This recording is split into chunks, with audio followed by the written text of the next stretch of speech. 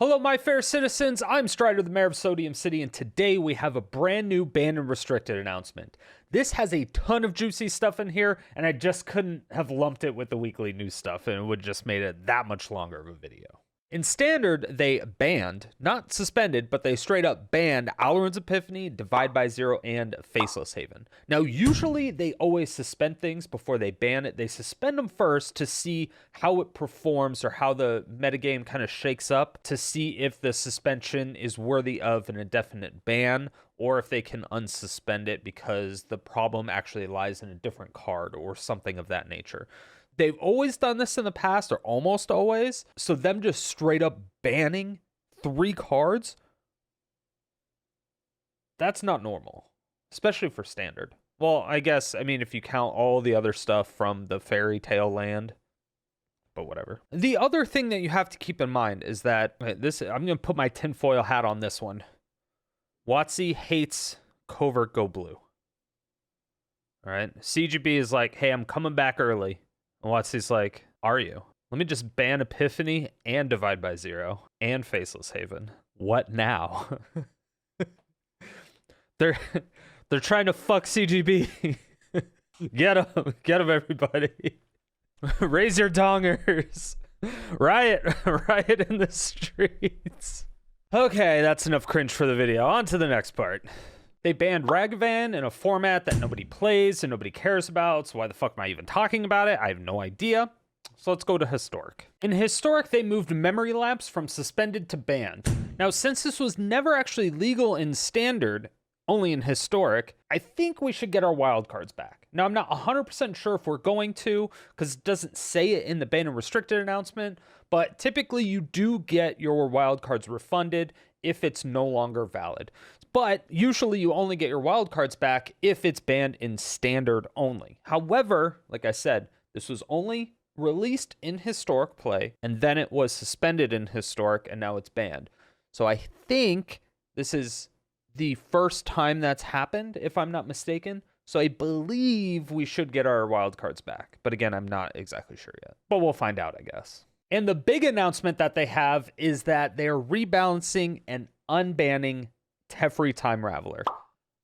Finally. Now, I've been talking about this for like 6 months, and I think that's proof that WotC, somebody at WotC, is either watching my stream or my videos, because that's the only way they would have got this suggestion, right? Because I'm the only one that would have come up with this. So let's go in the details of these bans now. So Alloran's Epiphany was a card that they were monitoring since October, so they realized it was an issue a long time ago.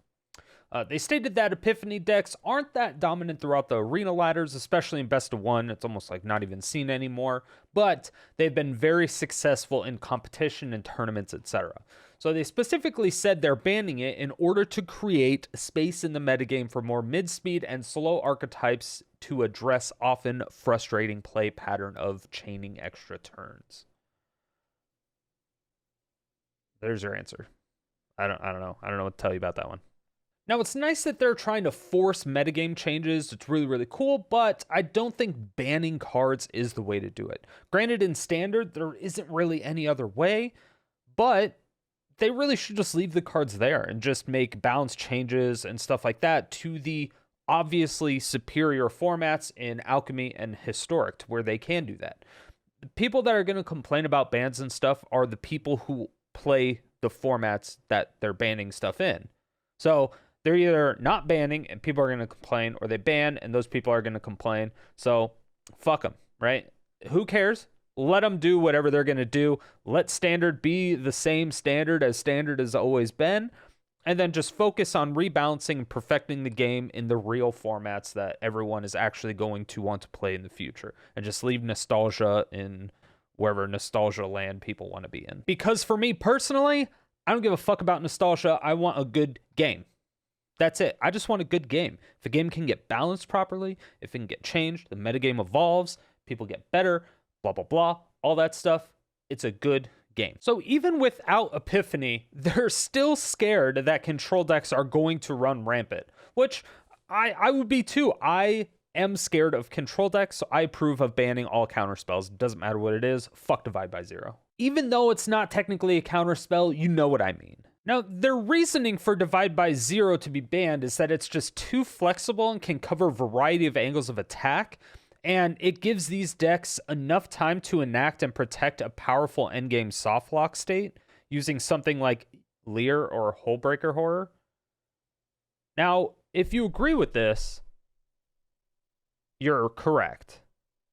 But isn't that literally every control deck? I thought that's exactly what a control deck is supposed to do. You're supposed to delay out the game until you put down a big threat and then protect it, and then you slowly win the game that way. I thought that's literally what a control deck was.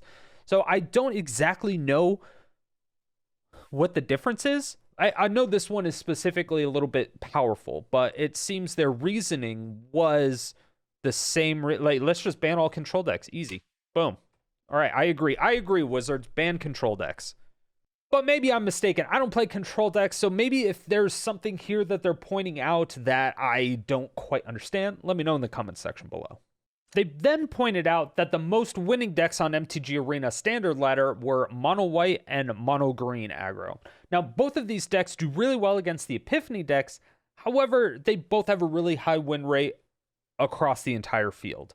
And a lot of that is attributed to Faceless Haven, at least according to them. I don't have the data. They don't share a lot of that data. So it's hard to verify any of this. It's hard to interpret the data that they have. That's probably why they don't release it, because if they just shown a lot of the data or released a lot of this data, people would just pretend that they have statistics degrees and say, oh my God, blue mages, or something. I don't know what they would do. People don't know statistics. Anyway, back to this. So they have a really high win rate across the whole field, and it's because of Faceless Haven, and that's why they're banning it. But since there's no instant speed board wipe, you have to wait until you wipe the board and then do single target destruction, or you have to do single target destruction and then wipe the board, in which case you're so far behind in the game already. You're taking so much damage at that point. It's very difficult to deal with, and it seems like that's why they're getting rid of it. But there's so many other manlands out there, I just don't exactly know. It is cheaper to activate. It's super powerful. I just don't know if it warrants a ban yet or not. But they have the data. They have the data. Now, as for the juicy stuff, there are a lot of alchemy changes, which means that this also hits historic. Now, they said after closely monitoring the first set of balance changes, they reported that there was minimal impact on historic win rates among existing decks. Now, this is one thing I actually didn't expect, but at the same time, like, there was new cards introduced, and then there was a bunch of nerfs, so I don't exactly know how they say that there was minimal changes, because I don't necessarily know if a lot of the decks were still the same. I think there were some new decks that popped up that were a little bit better. I don't know if the rate of play was lower or what ranges they were looking at. Like, they're saying minimal impact. They're saying a lot of loaded words with no actual stats to back them up with these words. It doesn't make any sense, but it's take it for what it is. They did say that if there was an unintended impact, they would move to correct it, which is nice. They did also say if they're not seeing changes that they were intending to fix, they would also correct those too. It seems like they actually care about these formats being historic and alchemy. And not necessarily because they never cared about any formats, but because they finally have the tools and the ability to care more and put more effort into fixing the problems without having to wait for card cycles and printing and blah, blah, blah, blah, blah. This makes it so much easier, so much more streamlined. I don't know. I would like to talk with the dev just to see the differences. Not even necessarily a dev, but somebody in the card design group, having them talk about the challenges of making a normal card and then also going to the rebalancing, that whole situation. I want to pick somebody's brain about that. I really do. Now there are 18 more rebalanced cards. I love it. You love to see it. You love to see it. You don't have to buy 18 new cards. There's no new packs. There's just 18 rebalanced cards. But in addition to that, they rebalanced Teferi Time Raveler, or 3-mana Teferi, which is no longer 3 mana. And they're making him legal, which I also really hope they do this with Fires of Invention, just saying. They did also, however, say that they're not intending to rebalance iconic cards with significant magic history, like Brainstorm, things like, and probably Counterspell, something like that. Now, let's get started with the buffs. First up, we have Ass Crack. Now, they removed the opponent's option to sacrifice a creature on the attack trigger. So now in Arena, whenever you attack with them, you will always just make a 2/2 Black Zombie creature token, which is nice. Assemble from Parts is also another new buff card, which I do like. But the creature in the graveyard now perpetually gains 1 black to exile it from the graveyard, shuffle it back in your library, and then create a token that's a copy of it, except it's a 4/4 black zombie in addition to its other types. Now, this used to be 4 mana to do it instead of 3, so it is kind of a buff, because if you, for instance, like turn 1, discard a card, turn 2, cast Assemble from Parts on the end of their turn because it is instant, and then turn 3, bring it back into the battlefield as a 4/4, and depending on what it is, if it's something that it has haste and it has an attack trigger or it has an on damage trigger, like there's a couple things that you can do with this that make it really, really good. And since you're not actually exiling the creature itself, you're shuffling it back into your library, you're never really losing the creature ever, even if they exile your token. So it almost never even feels bad. I think we'll probably see people play Assemble from Parts for about 3 days, and then everyone will start running Graveyard Exile, and then we'll never see Assemble from Parts again. That's my hypothesis. The Blood Rage Alpha was just a 4 mana 4/3, and now it's a 4/4. So there wasn't really any special changes there. They just wanted to make it more of a competitive pick when you compare it to other more universal and standard 4 mana drops. The Cloister Gargoyle went from a 3 mana card to a 2 mana card, and then went from being a 0/3 to a 0/4. So this is really, really cool. However, even then, with this buff, as well as the buff to Ass Crack, I don't think Venture decks are going to do anything when it comes to Historic. Maybe in Alchemy, but I don't even know if Venture decks are played in Alchemy either. Who knows, though? Let me know in the comment section below if you think Venture decks are going to make a comeback with these buffs. Dungeon Descent now no longer enters the battlefield tapped, which is obviously amazing for a land because then it's actually useful, right? But the more important part is that the activated ability goes from 4 mana to 1 mana, which is a huge buff. So now for 1 mana, you can tap an untapped legendary creature you control and then venture into the dungeon. Again, even with these changes, I still don't think Venture's going to come back. Just saying. Eliwick Tumblestorm's ultimate went from a -7 to a -6. So since the Planeswalker comes into play with 4 loyalty and only has +1 abilities, you're able to ult her 1 turn earlier, which is actually huge. Since she's 4 mana, that means 4 mana comes into play and then has +1. So it's automatically 5 loyalty right there. Then if you can keep her alive for another turn, it's 6. And then 1 more turn, boom, ultimate. This is very, very powerful, and it's a great emblem. So it's possible that she could actually be playable, but at the same time, probably only playable in Venture decks that nobody will play, because I still don't think it's going to be good after all these buffs. But who knows? Fate's Reversal had its mana reduced from 2 mana to 1 mana. So now you can actually return a creature card from your graveyard to your hand, and then Venture. Now, I still don't think Venture will be played, even after this buff and all the other buffs prior. Find the Path now adds 2 mana of any one color instead of just double green. You also get to venture into the dungeon when it comes into the battlefield, so that's kind of cool, I guess. But this card might actually be playable because of that. But in Historic, I still think it's outshined by Gift Paradise. But you could always use it in a Venture deck, even though nobody will play it even after all these buffs to Venture cards. Puppet Razor is now a 4 mana 3/4 instead of a 4 mana 3/3. Nothing special there, just increased toughness.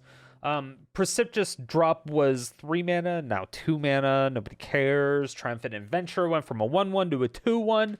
I mean, some boring stuff here, but little qualities of life for Venture, right? So again, something nobody's going to play, or rather people will play for maybe a week. Unless somebody can break some shit, I don't think it's going to happen.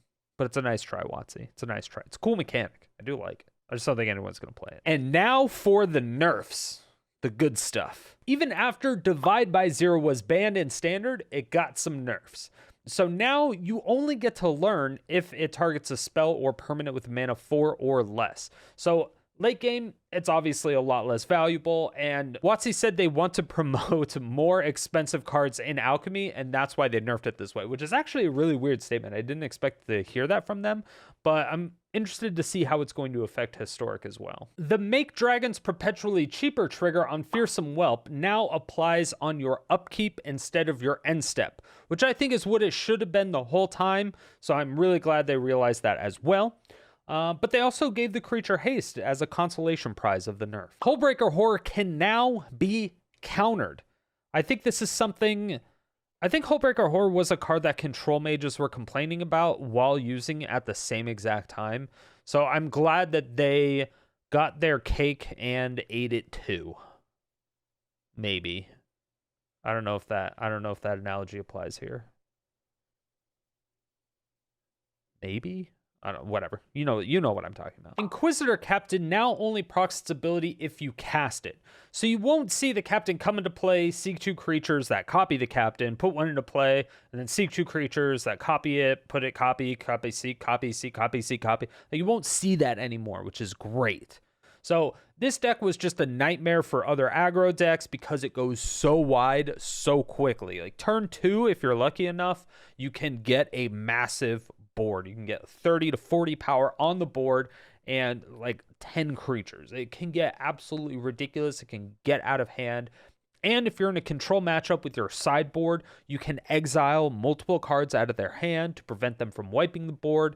And it's very, very disruptive. I can see why they did this. Even though the deck wasn't played a ton, it definitely had some things that needed to be fixed with it. And I think this is a pretty good change. Lear can now only cast spells from your graveyard when it's your turn and not on the opponent's turn. Now, this makes Lear so much worse. Now, Lear is still an amazing card, don't get me wrong, but it's much worse because it can't protect itself from a board wipe anymore. Well, yeah, it can't protect itself from a board wipe anymore. So when you bounce Lear back to your hand to prevent it from being wiped, usually you just replay it, and then you still have a bounce card in your graveyard. So the next turn, if they try to wipe the board again, you just use the flashback in your graveyard and do it again. But now you can't do that, so it eliminates essentially 4 possibilities or 4 more times that you can bounce Lear. It's a pretty big nerf. I think this is a much bigger nerf than people think it might be, and I hope I never see this card again. Sanguine Breaststroke now no longer gains life from sacrificing a blood token. They opted to change this over Meat Hook Massacre to minimize the impact to Historic. So in this particular deck, it's primarily done in Alchemy. They're doing Meat Hook Massacre and this, and doing a whole bunch of stuff with that. But in Historic, a lot of people use Meat Hook Massacre for a completely different deck. Maybe not completely different, but they use it in different decks. So them separating these, I think, is very, very good. They wanted to focus specifically on this card, and now decks can actually focus on the Blood Artist that this creates instead of the enchantment itself. So I think this is actually a really, really smart 5-head change. I like this one. Town Racer Tyrant now only targets non-basic lands. I hate what they did to my baby. It's very, very sad. The first time we get a decent land destruction card, they absolutely fuck it up. And it's only because it was abused by this whelp. Just nerf the whelp and leave the tyrant alone. All right, that's all I ask. They did say that they want to promote the use of more monocolored decks in Alchemy, which is a very weird thing to say. And I don't exactly know the logistics behind that or why they would do that. But they also said that they want multicolored decks to play more basic lands, which I have always agreed with, but at the same time I don't, because when I'm running Field of Ruin and then a tricolor deck isn't running any basics, it makes me laugh every time. Now for the big one, Teferi Time Raveler. This now costs 4 mana instead of 3, and it has 5 loyalty instead of 4. Now, the most important thing to know, in my opinion, is the passive of your opponents can't cast spells during your turn. This is so much better than the other one. It's so much less intrusive. You can actually play Sunbird's Invocation. You can use the Finale of Promise. You can actually cast things at instant speed on your turn, finally, again. You can, in response, you can counter spells on your turn. If I cast something and you have Teferi and you cast a counter spell, I'm like, no, it's my turn. I'm going to cast a counter spell on your counter spell. I would never do that because I don't play counter spells. I'm not that kind of degenerate, but you understand what I mean. The fact that you can actually be playing against a Teferi and still play instances, finally, they fixed Teferi to the point where he should be. That's going to wrap it up for this ban and restricted announcement. There was a whole lot of changes, so let me know what change you're looking forward to most in the comments section below. If you haven't already, hit that subscribe button, bell notification, share this with your friends. Stay salty, and have a great day. Thank you all so much for watching to the very end. I do appreciate it. It helps the channel grow, especially since it's a new one. So please share it with anybody who you think might be interested. Hit that subscribe button, bell notification, and leave a comment.